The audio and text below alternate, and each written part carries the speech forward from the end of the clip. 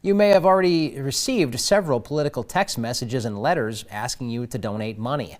And North Dakota Republicans say that is only expected to continue for the next 8 months or so. In the last few weeks, leaders with the Republican Party have elected new leadership, and that includes a new strategy to prepare for this year's presidential race.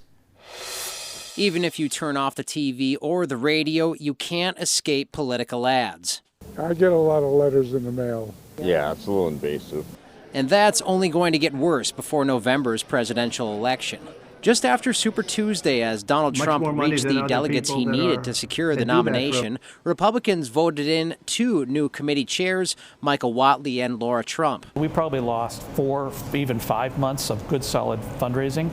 Right now, the big question is who can raise the most money the fastest. The first 2 months of this year have been really good, and including under Rana's leadership. And in January, we raised over about $5.5 million over our projected revenue. But that also came with proverbial heads rolling. National Committeeman Shane Gettle says Whatley and co-chair Laura Trump have already fired around 60 staffers with the RNC.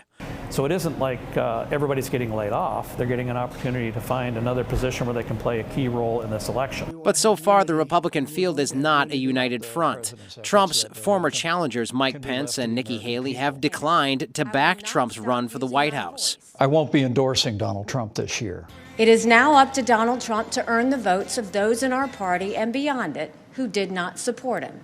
And I hope he does that. They did have to sign the pledge in order to participate in the debates, so we can hold them accountable. I would suggest he comes up with the $468 million he needs.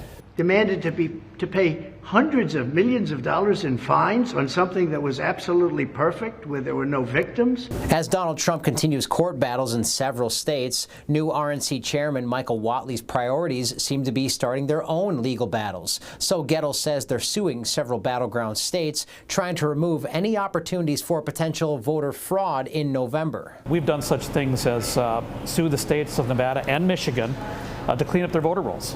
They haven't cleaned them up, and they're in violation of federal law as a result. And as a party, we're just trying to hold them accountable. Meanwhile, Gettle says the fundraising continues before the Republican National Convention in July.